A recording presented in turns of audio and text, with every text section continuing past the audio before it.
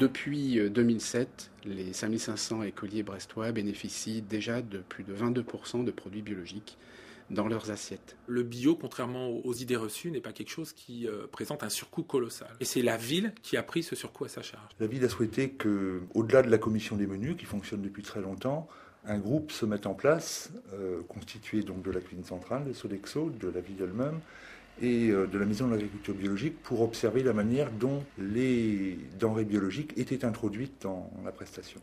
Le lien s'est fait très vite avec la Sodexo qui travaillait déjà sur la ville de Brest pour identifier les volumes consommés de ces produits-là qu'on avait déterminés en bio et pour mesurer la faisabilité après de l'approvisionnement local. Nous avons dû monter 3 filières d'approvisionnement bio. La première concerne des produits laitiers qui étaient déjà disponibles sur le département et nous avons juste eu à changer le circuit logistique pour le rendre plus pertinent et plus court. Une deuxième filière sur les produits de pain, de panification, qui a été montée avec notre partenaire local en très peu de temps. Et enfin, la filière des fruits et légumes, sur lequel, au début, nous nous sommes attachés à fournir les produits en quantité, et ensuite, la deuxième et troisième année, s'occuper de l'approvisionnement le plus local possible, ce que nous avons réussi avec nos partenaires. On a carrément proposé à la ville de Brest de les amener sur une ferme bio et aussi chez un distributeur pour qu'ils voient vraiment ce que c'est que la bio concrètement sur le terrain et aussi bien montrer qu'on avait une capacité localement dans le Finistère à fournir des produits bio. Et il y a à mon sens deux éléments importants. Il y a d'une part la notion de proximité, la proximité de la production puisque nous sommes ici en plein cœur d'une zone de production légumière. Et le deuxième élément c'est le facteur humain. On a eu la chance, c'est vrai, de retrouver en fait un certain nombre de personnes qui étaient très impliquées dans le bio, des opérateurs, des structures commerciales telles que les nôtres ou bien des structures de producteurs.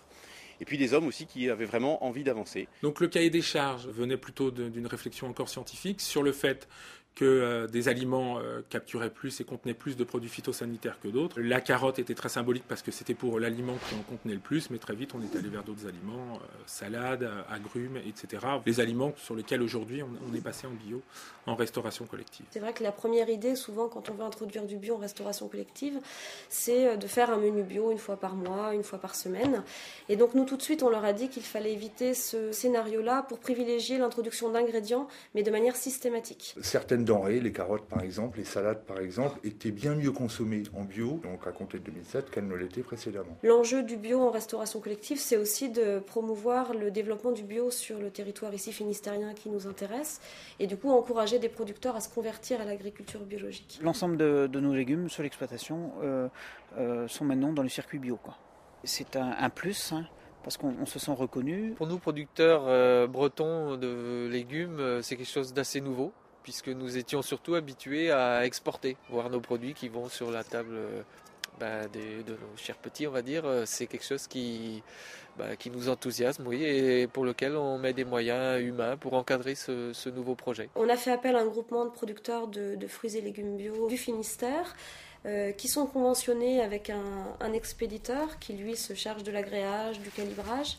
Et donc le fait de pouvoir s'asseoir sur une filière déjà existante et déjà bien structurée et organisée, c'était aussi beaucoup plus facile après d'amener des produits qui correspondent vraiment aux besoins de la cuisine centrale de la ville de Brest. C'est l'occasion pour nous en fait d'assurer une fonction de courroie de transmission entre d'une part l'amont, donc les producteurs, l'ensemble des producteurs, et l'aval, donc la restauration collective. Le bio, c'est pas seulement un type de produit ni un type de production, c'est également des liens entre les personnes. En fait, on a tous les maillons de la chaîne qui sont réunis, les élus, les services de la ville et le gérant de la cuisine centrale. S'il y avait manqué un des éléments de ce triptyque, ça n'aurait pas fonctionné. On aurait fait un repas bio pour faire un peu vitrine, comme ça se fait dans certaines collectivités, mais jamais on n'aurait abouti à ce qui se fait aujourd'hui. Donc les facteurs clés de ce succès sont l'écoute, le respect et la compréhension des contraintes de chacun des partenaires, qu'ils soient techniques ou humaines. Ensuite, c'est une démarche qui a été établie sur la durée avec des partenariats durables avec l'ensemble des partenaires locaux. On est vraiment, nous, très satisfaits de la manière dont ça se passe sur la ville de Brest. C'est assez exemplaire pour nous de travailler de cette manière-là et c'est très constructif. Il y a aujourd'hui un respect réciproque des missions et des responsabilités des uns et des autres. On aura à cœur de le faire partager et de le faire comprendre à l'ensemble de cette nouvelle filière restauration collective. Voilà. Donc en conclusion, je dirais que l'intérêt et la réussite de ce projet relèvent d'une collaboration collective et le respect du travail de chacun.